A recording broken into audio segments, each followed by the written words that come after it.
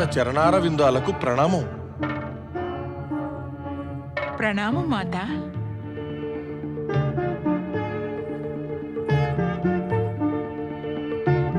అయితే ఈమెయేనా రాజకుమారి పద్మజ అంటే? అవును మాత, తమరి పుత్రవధువు. కాదు, ఈమెని యొక్క పత్ని కాజాలదు, ఇంకా మా యొక్క పుత్రవధువు కాదు. నీకిది తెలుసును కదా, ఈమెను వివాహమాడిన వాడు అకాల మృతి చెందుతాడని. అయినా ఈమెను వివాహమాడి ఇక్కడికి తెచ్చావు. నీకు మాపై మాతాపితలనే లక్ష్యం లేకుండా సాక్షాత్తు మృత్యువునే వరించావు వృషధ్వజ, మృత్యువునే వరించావు. మాత, నేను నీతో మొట్టమొదటే చెప్పాను, శివారాధనతో సకల బాధలు కూడా దూరమైపోతాయని. చెప్పడం నేను చెప్పాను. శివుని కృపయే ఉన్నట్లయితే ఈ బాధలు ఎందుకొస్తాయి? వద్దు వద్దు పుత్ర, నీవు నీ మాతృహృదయాన్ని బాధ పెట్టావు. నీవు చేసినది ఉచితంగా లేదు, నీవు చేసింది ఉచితంగా లేదు. ఇక నీవు మా పుత్ర వధువు కావాలనే కోరికతో నీవు నా పుత్రుని యొక్క ప్రాణాలు ఆపదలో పడివేశావు. నీ స్వార్థం నెరవేరాలని మా పుత్రుణ్ణి బలి కోరుకుంటున్నావా? అది ఎప్పటిదాకా? మా పుత్రుడే గనుక లేకపోతే నీవు సుమంగళిగా ఉండలేవు. ఏమిటి ప్రాప్తించింది నీకు? ఇంకా ఏమి ప్రాప్తిస్తుంది? ఎలాంటి సుఖం పొందుతావు? మా తల్లి బిడ్డలను బలి తీసుకుని. మాతా, నా మీద మిథ్యారోపణలు చేయవద్దమ్మా. మీరు చెబుతున్నదంతా నిజం కాదమ్మా. నిజం కాదా అంటే నేను అబద్ధమాడుతున్నానా?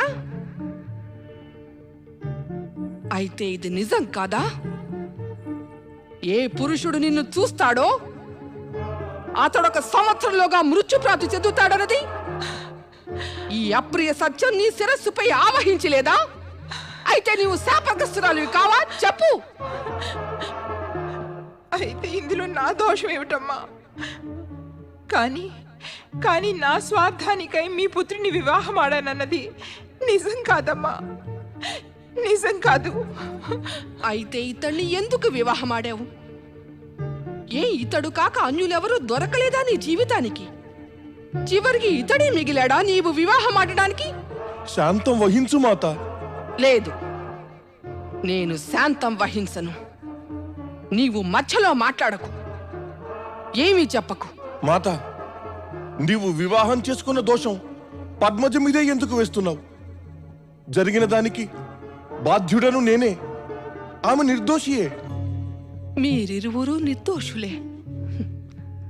దోషమంతా నాదే. మరి బాల్యం నుంచి నిన్ను గారాబంగా చూడడం వల్లనే నీవు మొండివాడివయ్యావు. నా మమకారాన్ని నీవు పూర్తిగా దుర్వినియోగం చేసుకున్నావు వృషధ్వజ. నేనెప్పుడూ ఊహించుకోనైనా లేదు, నేను కని పెంచిన పుత్రుడు నా ఇచ్ఛా విరుద్ధంగా వివాహమాడి తన ప్రాణాలకే శత్రువుగా మారుతాడని. అలా ఏమీ కాలేదు మాత. ఇప్పుడు అమ్మని మురిపించి మభ్యపెట్టవలసిన అవసరం ఏమీ లేదు పుత్ర. నా ఇష్టానికి విరుద్ధంగా నీవు వివాహమాడావు. ఆ బాధను నేను సహిస్తున్నాను, ఇంకా సహిస్తాను. కానీ నా సమక్షంలోనే నీకు ప్రాణాపాయం వస్తే అది నేను ఎప్పటికీ సహించలేను. జగతిలో ఏ తల్లి సహించజాలదు.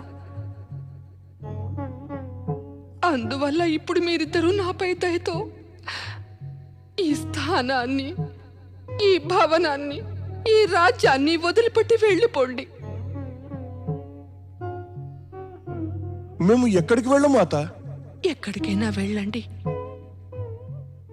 ఇక్కడ నుండి, నా దృష్టి నుండి, నా మమకారాన్ని నుండి దూరంగా వెళ్ళిపోండి. నీకు ఏం సంభవించినా గాని నా ఎదుట కాక నాకు దూరంగా జరిగితే చాలు. నీవు మమ్ములను బహిష్కరిస్తున్నావా మాత? బహిష్కారం అన్నా సరే, పరిత్యాగమన్నా సరే, నాకు మాత్రం దూరంగా వెళ్ళిపో.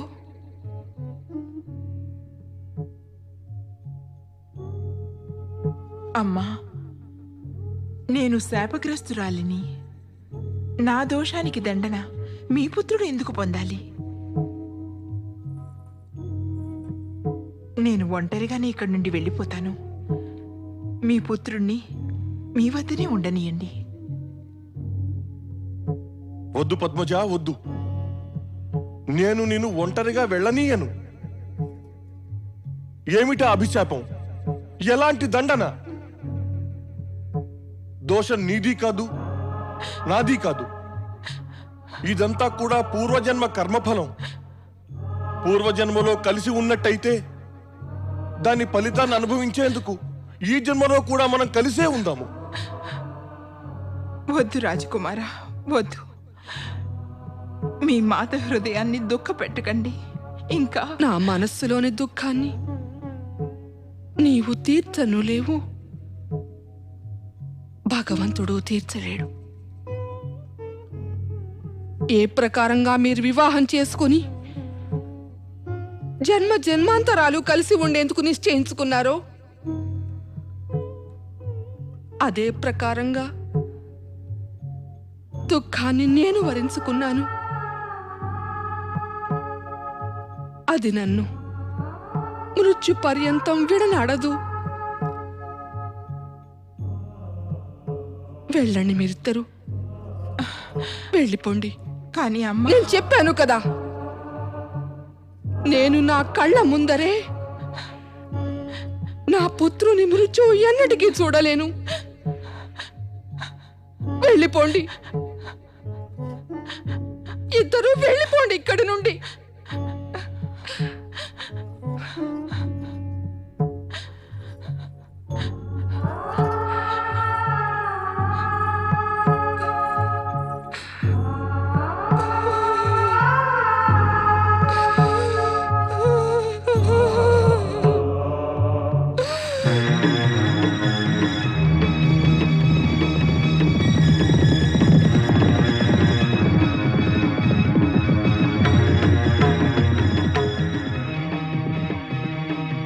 మేము సేనాపతి ప్రసేనజిత్తుని రాజకుమారి పద్మజను వెతికేందుకు పంపి ఉన్నాము.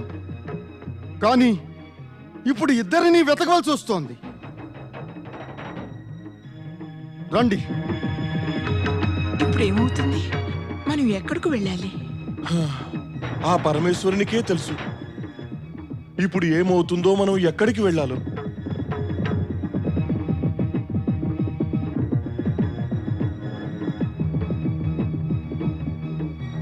పద్మజ, పద్మజ!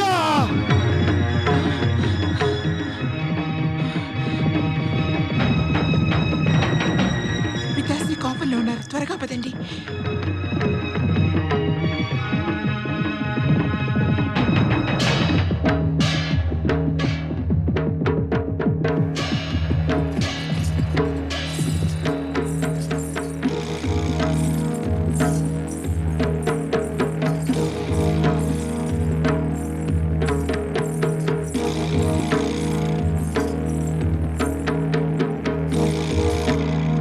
మహేశ్వర, ఇప్పుడు తమరే మమ్మల్ని రక్షించాలి.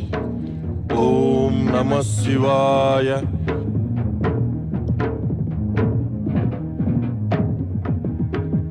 ఓం నమః శివాయ. ఆగండి! ఓం. వద్దు పితాశ్రీ, వద్దు, వద్దు. మహారాజా, నేను ఉపస్థితుడను.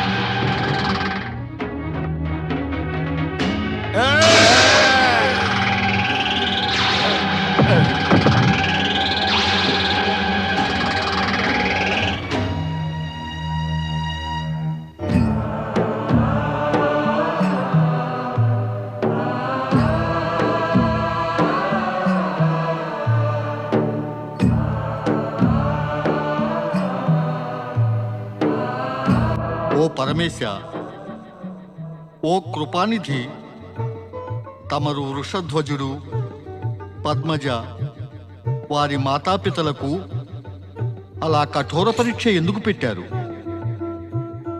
మహేశ్వర, తమకు దానివల్ల ప్రయోజనమేమిటి? తమరి నామస్మరణ చేసుకునే తమ భక్తులకు అలాంటి దశ కూడా పడుతుందని మనసుకు ఏమాత్రం నమ్మకం కలగదు పరమేశ. పరమేశ్వరుని ఇటువంటి లీలలను చూసి చూసి నేను ఆశ్చర్యచకితురాలు అవుతూ ఉంటాను నారదా. అప్పుడప్పుడు అనుకుంటూ ఉంటాను, సమర్పిత భక్తిభావంతో ఆరాధించే వారికి ఎక్కువ దుఃఖాలు వస్తాయేమోనని. దేవి పార్వతి, సామాన్య జనులు నిజాన్ని తెలుసుకోలేకుండా ఒకవేళ అలా అంటే ఆశ్చర్యంగా ఉండదు. కానీ నీవు సాక్షాత్తు శక్తి యొక్క అవతారానివి. ఇంకా కర్మఘటిత సంఘటనలను బాగా తెలిసి ఉండి కూడా ఇలా అంటున్నావంటే ఆశ్చర్యంగా ఉంది. వివాహానికి ముందు నీకు ఎలాంటి కఠోర పరీక్షలు పెట్టామో ఆ కఠోర పరీక్షల ముందు ఈ సంఘటనలన్నీ అతి సాధారణమైనవే. స్వామి, తమరు అత్యంత సునాయాసంగా పరీక్షిస్తారు. కానీ ఆ పరీక్షింపబడే వారి పరిస్థితి చాలా దుర్భరం అయిపోతుంది. అది నిజమే దేవి. శవం నుండి శివుని దాకా యాత్ర కఠినమైనదే. కానీ పూర్తయిన తరువాత పరమానంద ప్రాప్తి అయితే కలుగుతుంది. సాధారణ జనులకు ఈ పరీక్షల వల్ల లాభమే వాటిల్లుతుంది. వారికి నీతిబోధ కలుగుతుంది. వారు ఒక సత్యాన్ని తప్పక గ్రహిస్తారు. ఘోర విపత్తిలో కూడా ప్రాణులు ధైర్యాన్ని ఎన్నడూ పరిత్యజించకూడదని, భక్తులు కఠోర పరిస్థితుల్లో కూడా ధైర్య సాహసాలపై పట్టు విడవకుండా ఉంటే వారు శివతత్వం ప్రాప్తించుకోవడానికి ఎక్కువ సమయం పట్టదు. కానీ మహేశ, వృషధ్వజుడు పద్మజలకు ధైర్యం చూపే అవకాశం ఎక్కడ లభించింది? వారికి ఈ పరీక్ష ప్రాణత్యాగం చేయడానికే వచ్చింది. అది వారి పట్ల వరమే అయ్యింది నారద. లేకపోతే వారిని నీవిక్కడ శివలోకంలో ప్రమదగణాల రూపంలో చూడగలిగేవాడివి కాదు. ఓ మహేశ్వర, తమరు అకస్మాత్తుగా కన్నప్ప కరుణగాథను దాని అంతిమ పరిణామం దాకా తీసుకువచ్చారు. కానీ మాకు వృషధ్వజుడు, పద్మజ, చిత్రకారుడు సుశ్వేతుడు, కనేరీల విషయం తెలుసుకోవాలని కుతూహలంగా ఉంది. తమరు దయతో మాకు వారి విషయమై చెప్పండి. చిత్రకారుడు సుశ్వేతుడు తన ప్రియమైన అభిన్న మిత్రులు వృషధ్వజుడు ఇంకా పద్మజల కరుణామయ అంతాన్ని చూసి ఎక్కువ సమయం జీవించలేకపోయాడు. వారిద్దరూ కూడా రాబోయే జన్మలో తమ ప్రియమిత్రుల మార్గాన్నే అనుసరించారు. రాజకుమారుడు వృషధ్వజుడు నీలగిరి పర్వతాల్లోని వనాలలో భిల్లుల ప్రధాని శివప్ప పుత్రుడు కన్నప్ప రూపంలో జన్మించాడు. పద్మజ కూడా అదే వనంలో ఒక సామాన్య భిల్లుడు బల్లాలుని పుత్రిక వేణిగా జన్మించింది. సంయోగవశాత్తు ఈ వనం మహారాజు పద్మనాభుని రాజ్యంలోని భాగమే అయ్యింది. అయితే చెప్పండి ప్రభు, చిత్రకారుడు సుశ్వేతుడు, కనేరీలు ఏమయ్యారు? నారద, నీవు వీరిద్దరితో పాటు వారిద్దరూ కూడా ఉన్నారని అనుకుంటున్నావా? సహజమే కదా పరమేశ, సహజమే కదా. తమరు ఇప్పటిదాకా కథలో వారి ఏ అంతులేని ప్రేమ, సాన్నిహిత్యం, సంబంధాలను స్పష్టీకరించారో వాటి ఆధారంగా చూస్తే నలుగురు కలిసి ఉండడం స్వాభావికమే కదా. ఆత్మ కూడా తన ప్రియమైన వారి పట్ల ఆకర్షితమవుతుంది, వారిని ఆకర్షితులను చేస్తుంది. నీవు నిజం చెప్పావు నారద. ఒక ఆత్మ మరొక ఆత్మను గుర్తించినప్పుడే అది పరమాత్మను గుర్తించగలదు. ఒక ఆత్మ ఇతర ఆత్మలను గుర్తించకుండా పరమాత్మను పొందాలని కోరితే దానికి సాఫల్యం ఎప్పటికీ ప్రాప్తించదు. ఓ పరమేశ, మాపై కృప చూపి ఈ కథను సరళంగా చెప్పండి. సరళమైన లోకుల భాషలో మనం చెప్పాలంటే నారద, ఒక ప్రాణి ప్రాణుల యందు ప్రేమ చూపకపోతే ఇక పరమాత్మయందు ఏమి ప్రేమ చూపగలదు? పరమాత్మను పొందవలెను అంటే ఒక ప్రాణి మరో ప్రాణి చెరువకు వెళ్ళాలి. వృషధ్వజుడు శివభక్తుడే, కాని అతడు పద్మజను ఇంకా మిత్రుడు సుశ్వేతుని కూడా ఎంతో ప్రేమించాడు. ఎంత ప్రేమంటే తన ప్రాణాన్ని కూడా అతడు లెక్క చేయలేదు. సుశ్వేతుడు కూడా వృషధ్వజుని, కనేరిని ఎంతో మనస్ఫూర్తిగా ప్రేమించాడు. ప్రేమ ఇలా పరాకాష్ఠ చేరడంతో నలుగురిని మళ్ళీ మరో జన్మలో కలిపింది. విధాత అలా చేయవలసి వచ్చింది. సమర్పిత ప్రేమ యొక్క ప్రగాఢ భావం వల్లనే వృషధ్వజుడు, పద్మజ జనన మరణాల వలయాన్ని తెంచుకుని ఈ కైలాసధామం దాకా రాగలిగారు. తాత్పర్యం ఏమంటే నారద, ఆ పరమాత్మ యొక్క కృపా ప్రేమ ఇతర ప్రాణులను ఎవరైతే ప్రేమిస్తారో అలాంటి ప్రాణులకే ప్రాప్తిస్తుంది అని. ఈ సమస్త జగత్తు ఈ సరళ సత్యాన్ని మన్నిస్తే, గ్రహిస్తే, తమ వ్యవహారాల్లో పూర్తిగా ఈ మాటను ఆచరిస్తే ఇక మరి ప్రభు స్వర్గం భూలోకానికి ఎంతో దూరంలో ఉండదు. నీవు భావుకుల భాష మాట్లాడుతున్నావు నారద. ఇప్పుడు ఈ మాటనే కొంచెం వ్యావహారిక భాషలో చెప్పు మరి చూద్దాం. ప్రాణులకు కైలాసధామం ప్రాప్తించాలంటే అనన్య శివభక్తి ఇంకా శివునికై సంపూర్ణ సమర్పిత భావం ఆవశ్యకమవుతాయి. ఇదే సమర్పణ ఇంకా ప్రేమభావాల పరాకాష్ఠ ఆధారంపై సుశ్వేతుడు కన్నప్ప యొక్క మిత్రుడు భిల్లు అంజేయగా, ఇంకా కనేరి భిల్లు పుత్రిక వేణికి సఖి దేశీయ రూపాల్లో జన్మించారు. ఈ నలుగురి బాల్యావస్థ అదే వనంలో ఆడుతూ పాడుతూ గడిచింది. ఆ నలుగురు కొంతకాలం గడిచిన తదుపరి యవ్వనులయ్యారు. కాని అప్పటిదాకా వారికి తమ పూర్వజన్మను గురించి ఏమాత్రం జ్ఞాపకం లేదు.